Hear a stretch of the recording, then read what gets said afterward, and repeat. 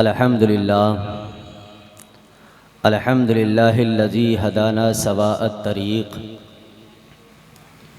وجعل لنا التوفیق خیر رفیق والصلاة والسلام علی من ارسلہ ہدی هو بالاہتداء یلیق اما بعد فاعوذ باللہ من الشیطان الرجیم بسم اللہ الرحمن الرحیم وَلَا تَقُولُوا لِمَا تَصِفُوا أَلْسِنَتُكُمُ الْكَذِبَ هَذَا حَلَالٌ وَهَذَا حَرَامٌ صدق اللہ العظیم وصدق رسولہ النبی الکریم۔ آئیے حضرات، بلا کسی تاخیر و تمہید کے گنبد خضرا کی طرف لو لگا کر پیارے آقا جناب محمد رسول اللہ صلی اللہ علیہ وسلم کی بارگاہ عالیہ میں انتہائی ادب و احترام کے ساتھ درود و سلام کا نذرانہ پیش کریں۔ پڑھیں بابا سے بلند اللہم صلی علی سیدنا و نبینا و مولانا محمد مبارک وسلم صلو علیہ صلاۃ و سلام علیک یا رسول اللہ۔ محترم حضرات، کافی دیر سے یہ پروگرام جاری و ساری ہے اور شعراء کی نعت و منقبت اور مجھ سے قبل حضرت علامہ مولانا مشتاق احمد صاحب سے بہترین جامع اور معنی خطاب آپ حضرات نے سماعت فرمایا۔ وقت کافی ہو چکا ہے اور ابھی ہماری جماعت کا عظیم خطیب حضرت علامہ مولانا امان الحق صاحب قبلہ اور شاید شاعر ہندوستان حضرت جناب اسد اقبال صاحب قبلہ کو بھی آپ کو سماعت فرمانا ہے۔ چند باتیں آپ حضرات گوش گزار کرنے کی کوشش کروں گا۔ اس سے پہلے میں کلام الامام امام الکلام سیدی سرکار اعلیٰ حضرت کے چند اشعار پڑھتا ہوں۔ اعلیٰ حضرت فاضل بریلوی علیہ رحمت و رضوان ارشاد کرتے ہیں لم یاتی نظیرک فی نظر مثل تو نشد پیدا جانا۔ میرے رضا ارشاد فرماتے ہیں کہ یا رسول اللہ، آپ کی مثال کائنات میں کسی آنکھ نے نہیں دیکھی۔ یہاں پر ایک لفظ ہے مصرع اولیٰ میں لم یاتی نظیرک فی نظر، جو نظر ہے اس میں جو را ہے، را پر تنوین ہے اور یہ تنوین تنکیر ہے۔ تنوین تنکیر میں عموم ہوا کرتا ہے۔ عموم کا مطلب کیا ہوتا ہے کہ ایک آنکھ نہیں بلکہ حضرت آدم سے لے کر کے اب تک اور اب سے لے کر کے قیامت تک جتنے انسان پیدا ہوں گے ان انسانوں کی آنکھیں ہوں گی۔ آج تک کسی آنکھ نے نہ دیکھا ہے اور نہ قیامت تو کوئی آنکھ آپ جیسا حسین و جمیل دیکھ سکتی ہے۔ یہ میرے رضا کی شاعری ہے۔ پھر میرا امام کہتا ہے کہ جگ راج کو تاج ترے سرسو ہے تجھ کو شہید و سرا جانا۔ دنیا ہو یا آخرت ہو، دونوں جہاں کی بادشاہت کا تاج آپ کے ہی سر اچھا لگتا ہے۔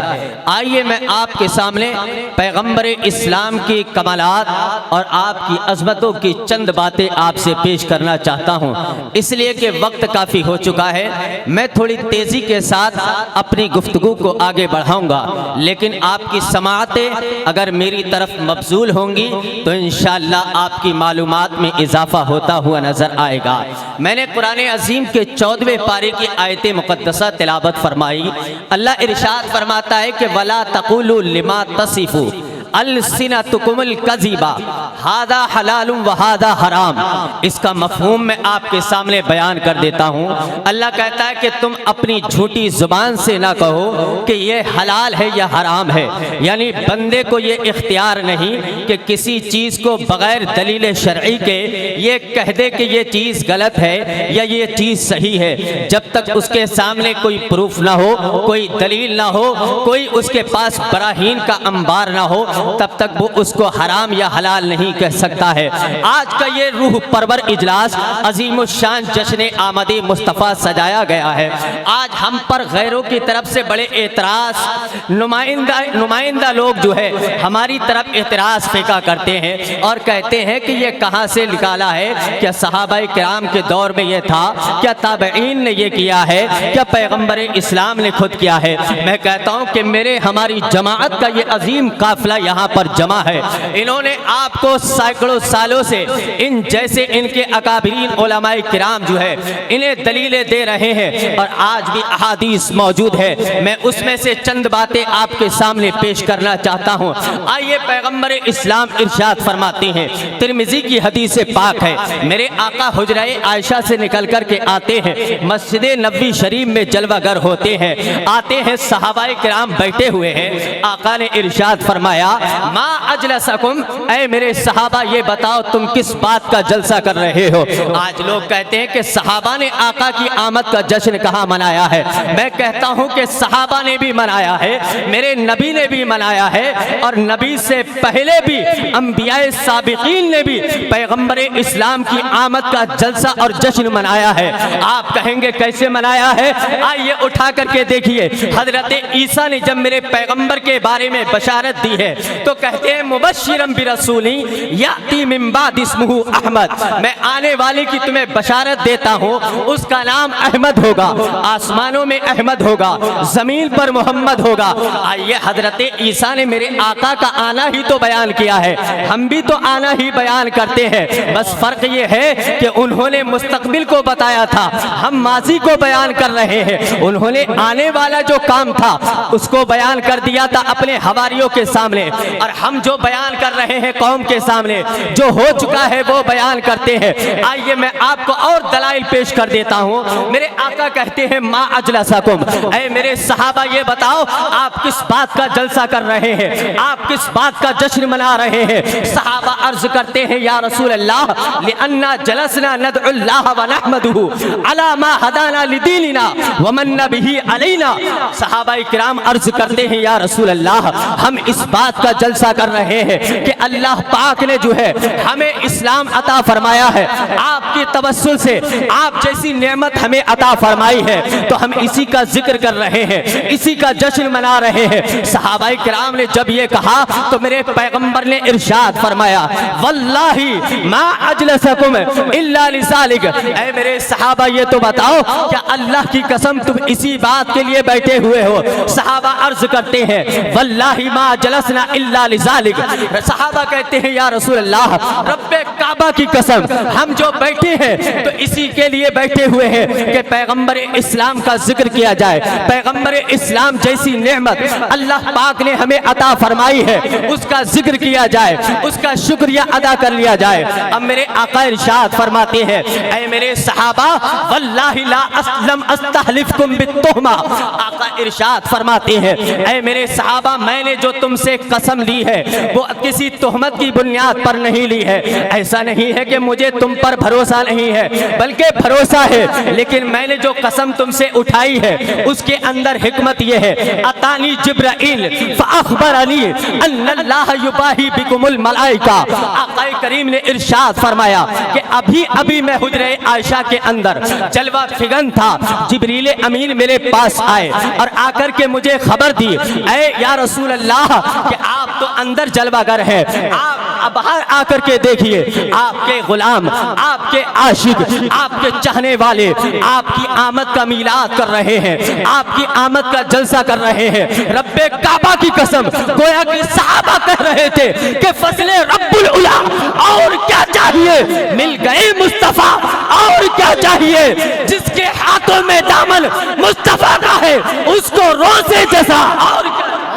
زندہ باد بھائی زندہ باد، نعرہ تکبیر، نعرہ رسالت، یا علی یا حسین۔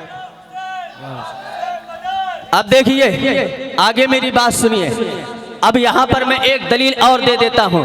لوگ کہتے ہیں کہ یہ میلاد کہاں سے منا. کچھ لوگوں نے تو کہا کہ میلاد النبی تو کہنا ہی نہیں چاہیے. میں صرف دلیل دے رہا ہوں, میں کسی کا نام نہیں لے رہا ہوں اور نہ ہی میں کسی کو کوئی طنز کر رہا ہوں. بس میرا موقف سنیے آپ. لوگ کہتے ہیں کہ میلاد النبی تو کہنا ہی نہیں چاہیے, اس لیے کہ 40 سال کے بعد پیغمبر اسلام نے نبوت کا اعلان کیا ہے, تو 40 سال کے بعد نبی بنے ہیں. میں کہتا ہوں کہ عقل کے اندھے, تو نے آج تک کیا پڑھا ہے پیغمبر اسلام کی ذات کو؟ کیا تو نے حدیث نہیں پڑھی ہے؟ میرے آقا ارشاد فرماتے ہیں انی لعارف بحجر مکہ.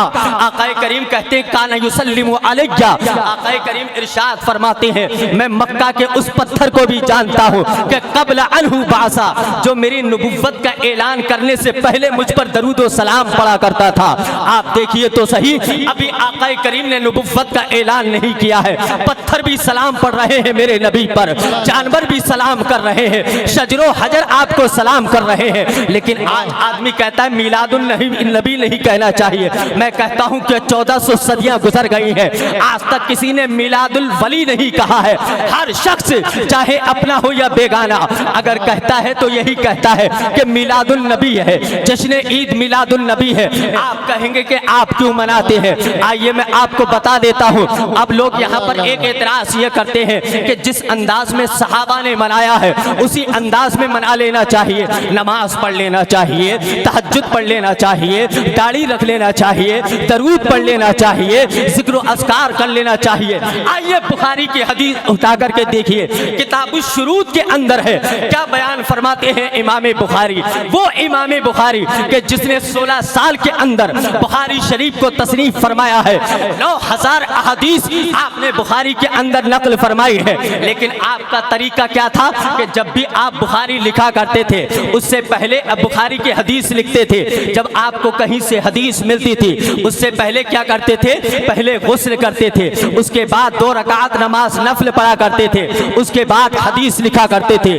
اس طریقے سے آپ نے 16 سال میں بخاری شریف کو تصنیف فرمایا ہے. اب میں آپ سے پوچھنا چاہتا ہوں کہ امام بخاری نے یہ عمل کیا ہے کیا؟ آپ بتائیے مجھے کہ صحابہ میں سے کسی نے یہ عمل کیا ہے؟ حضرت ابو بکر نے بھی حدیث لکھی ہے, حضرت عمر نے بھی حدیث لکھی ہے, عثمان غنی نے بھی حدیث لکھی ہے, مولا علی نے بھی حدیث لکھی ہے, بہت سارے صحابہ کرام نے حدیث لکھی ہے. لیکن کسی نے یہ عمل نہیں کیا کہ جب حدیث لکھنے بیٹھے ہو تو غسل بھی کیا ہو, 2 رکعت نماز بھی پڑھی ہو. میں تو کہتا ہوں کہ امام بخاری نے یہ عمل کیوں کیا ہے؟ نہ قرآن کے اندر یہ موجود ہے عمل, نہ حدیث کے اندر یہ عمل موجود ہے. کوئی اگر قرآن کی یہ آیت ہو اس انداز میں, اگر حفاظ کرام یہاں پر جلوہ گر ہیں, ایسی کوئی قرآن کی آیت نہیں ہے یا ایھا الذین آمنوا اذا کتبتم الحدیث فاغتسلوا وصلوا رکعتین. یہ ایسی کوئی قرآن کی آیت نہیں ہے, نہ ہی حدیث کا کوئی ٹکڑا ہے. اب مجھے یہ تو بتاؤ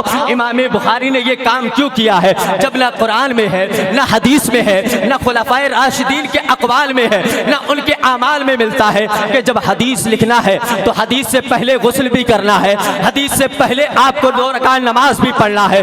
امام بخاری نے اتنا بڑا عمل کیوں کر کے دکھا دیا؟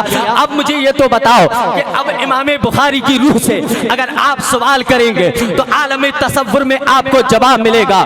اس لیے یہ کام کیا تھا کہ پیغمبر اسلام کی روح سے مجھے فیض حاصل ہو جائے, پیغمبر اسلام کا فیض جو ہے مدینہ المنورہ سے ڈائریکٹ جاری ہو جائے. قرآن کی ایسی کوئی آیت نہیں ہے. آج لوگ کہتے ہیں کہ یہ کام بدعت کر رہے ہیں, یہ صحیح نہیں ہے, یہ جائز نہیں ہے, یہ ناجائز و حرام ہے. ہم کہتے ہیں کہ یہ کام جو ہم کرتے ہیں, لائٹنگ لگتی ہے, جھنڈیاں لگتی ہیں, جلوس نکلتا ہے, یہ میں کہتا ہوں کہ یہ بدعت نہیں ہے. لیکن قرآن کے اندر بھی اس کی ممانعت نہیں ہے, نہ حدیث کے اندر اس کی ممانعت ہے, نہ خلفائے راشدین کے اقوال سے اس کی ممانعت ملتی ہے. ہم نے تو عید میلاد النبی کی کوئی نماز نہیں گڑھی ہے, امام بخاری نے تو بخاری لکھنے سے پہلے پوری نماز کر لی ہے.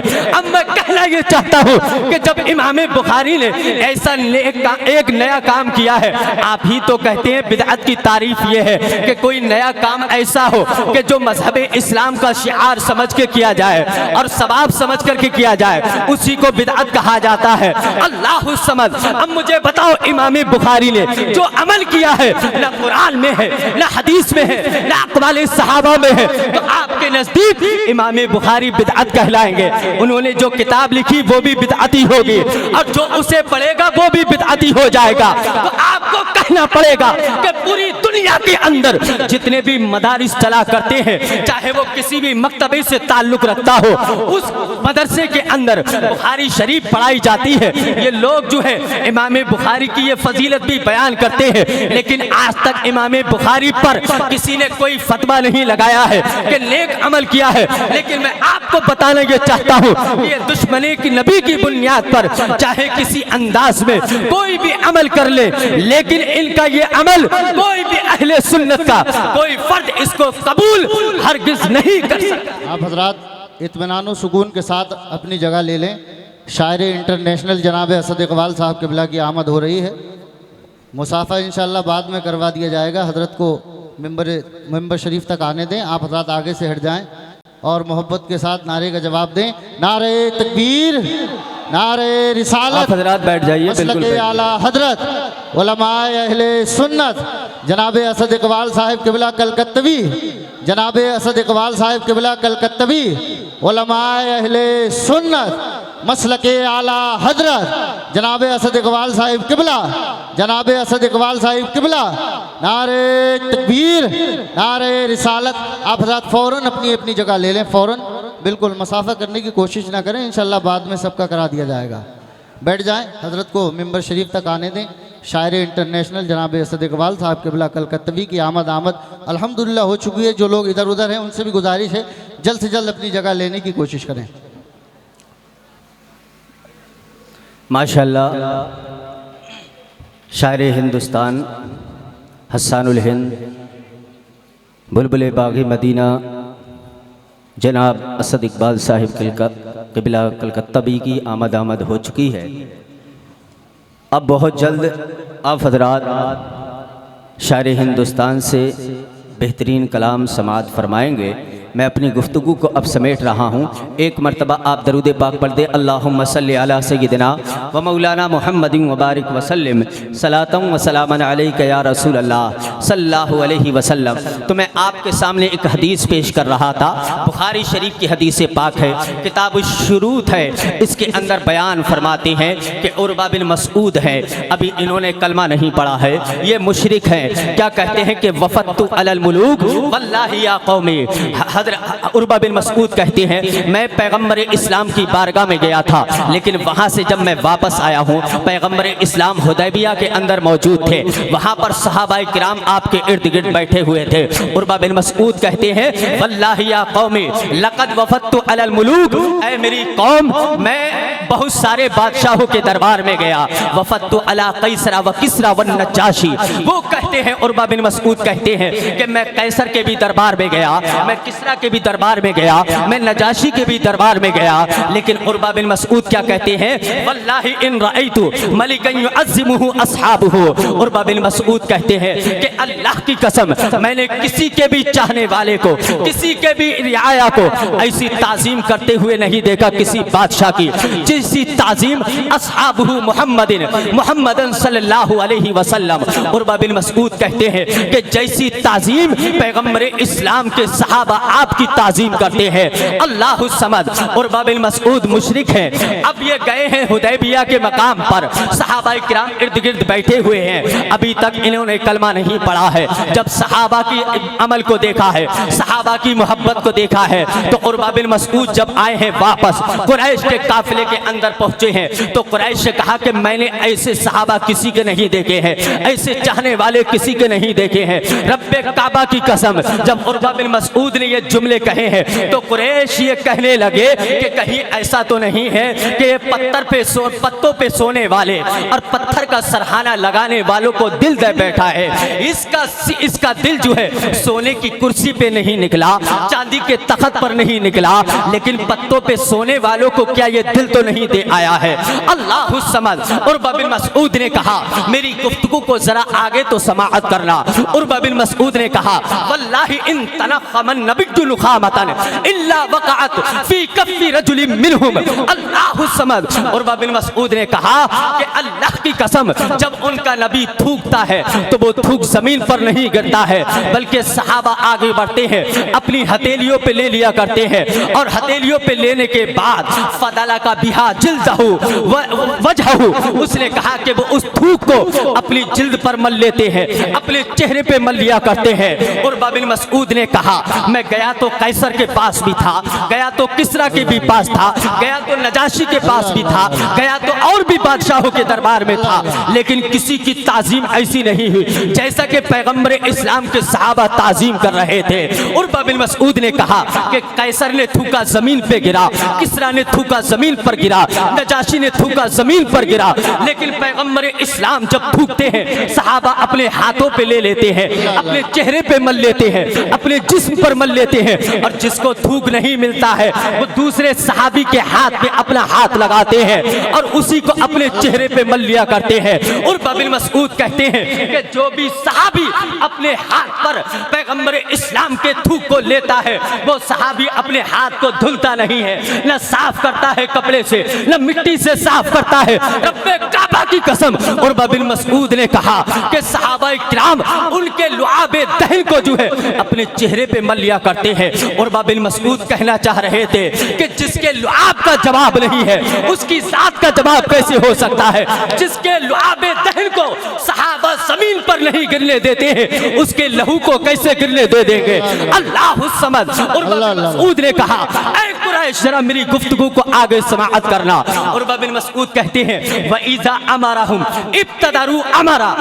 उर्वा बिन मसऊद ने कहा कि जब वो किसी एक को आवाज देते हैं सारे हाजिर हो जाते हैं। मैं कहता हूँ कि ऐ अक्ल के अंधे, तू जिस जात को अपनी तरह बशर कहता है, जिसको अपना बड़ा भाई कहता है, तेरे कहने पे तो तेरी बीबी भी नहीं आती है, तेरा भाई भी नहीं आता है, तेरे बच्चे भी नहीं आते हैं, तेरा पड़ोसी नहीं आता है, लेकिन पैगंबर इस्लाम की शान ये है आवाज देते हैं एक को हाजिर सारे हो जाया करते हैं। आप कहेंगे इसकी दलील क्या है, तो आइए दलील दे देता हूँ। मेरे आका मस्जिद नबवी शरीफ में खुतबा इरशाद फरमा रहे हैं, एक शख्स खड़ा हुआ है, आका ने इरशाद फरमाया बैठ जाओ, वो शख्स बैठ गया, लेकिन जहां जहां आवाज पहुंची है हजरत अनस बाहर थे वो वहीं पर बैठ गए, मरसद बाहर थे वो वहीं पर बैठ गए हैं, और सैद बिन हारिसा वो भी बाहर थे वो भी वहीं बैठ गए हैं। जब मेरे आका ने नमाज पढ़ा ली तो आका ने नमाज के बाद कहा अनस कहाँ है, कहा कि वो बाहर है, कहा मरसद कहाँ है,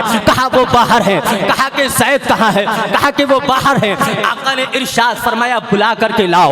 जब उन्हें बुलाया गया कहा कि आप कहाँ थे, कहा कि या रसूलल्लाह बाहर थे, कहा क्यों, कहा कि आपने कहा था बैठ जाओ तो हम वहीं बैठ गए थे। आका ने इरशाद फरमाया मैंने तुमसे नहीं कहा था, एक शख्स से कहा था।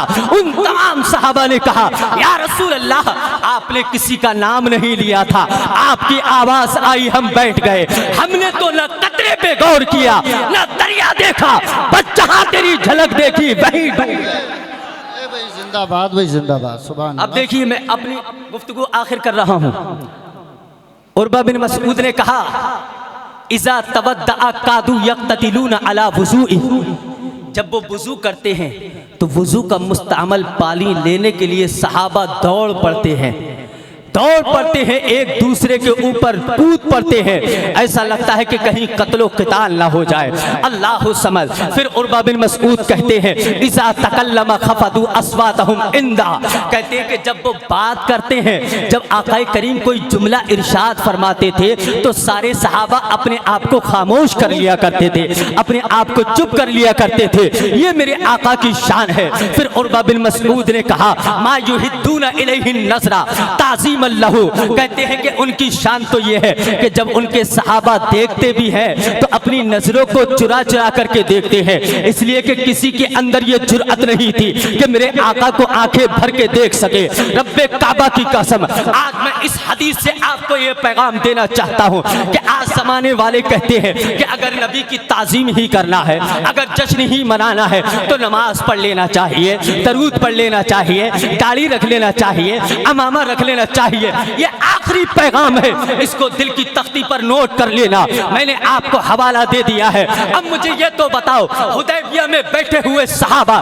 کیا وہ نمازی نہیں تھے؟ کیا وہ حاجی نہیں تھے؟ کیا ان کی داڑیاں نہیں تھی؟ کیا سر پہ امامہ نہیں تھا؟ ایمان مفصل پر بھی ایمان رکھتے تھے, ایمان مجمل پر بھی ایمان رکھتے تھے, کلمہ طیبہ بھی پڑھتے تھے, آقا کریم کی نمونہ زندگی جو تھی اس پر بھی عمل کیا کرتے تھے, غریبوں کی مدد بھی کیا کرتے تھے. لیکن عروہ بن مسعود آیا, آپ نے تمام صحابہ نے کھڑے ہو کر کے نماز نہیں پڑھی, بلکہ انہوں نے کیا کہا کہ جس طرح کا دشمن نبی ہو اس پر حملہ بھی ویسا ہی ہونا چاہیے.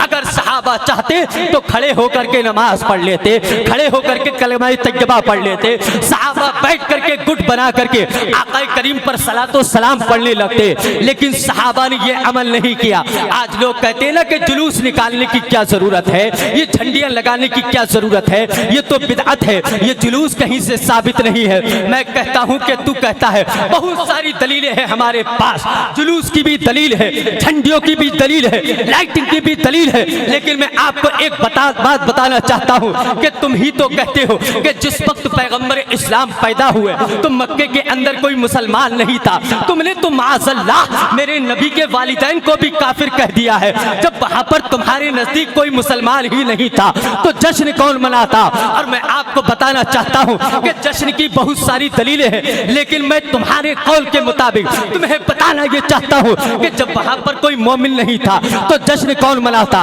اب آپ کو جشن دیکھنا ہے تمہاری آنکھوں کے مطابق, تمہاری مرضی کے مطابق. میں آپ کو دلیل دے دیتا ہوں. جب میرے آقا مکہ سے مدینہ ہجرت کر کے گئے ہیں, جب آقا مدینہ پہنچے ہیں تو کیا کہتے ہیں؟ سعید الرجال والنساء فوق البیوت وتفرق الغلمان والخدم فی الطرق ینادون یا رسول اللہ یا محمد. کہتے ہیں کہ جب پیغمبر مدینے پہنچے ہیں, مدینے کی ساری عورتیں, سارے مرد جو ہے اپنے مکانوں کی چھت پہ آ گئے ہیں. وہاں کے غلام, وہاں کے خادم راستوں میں کھڑے ہو گئے ہیں اور کیا کہہ رہے تھے؟ نعرہ تکبیر اللہ اکبر, نعرہ رسالت یا رسول اللہ, سرکار کی آمد مرحبا, دلدار کی آمد مرحبا, رب کعبہ کی قسم. یہ تو میں نے آپ کو مدینے کی دلیل عطا فرمائی ہے, لیکن میں اپنی بات مکمل کرنے لگا ہوں اس لیے کہ وقت کافی ہو رہا ہے. عروہ بن مسعود نے کہا کہ میں وہاں پر دیکھ کر کے آیا ہوں کہ جن کا لعاب نہیں گرنے دیتے ہیں ان کے صحابہ, ان کا خون کیسے گرنے دیں گے؟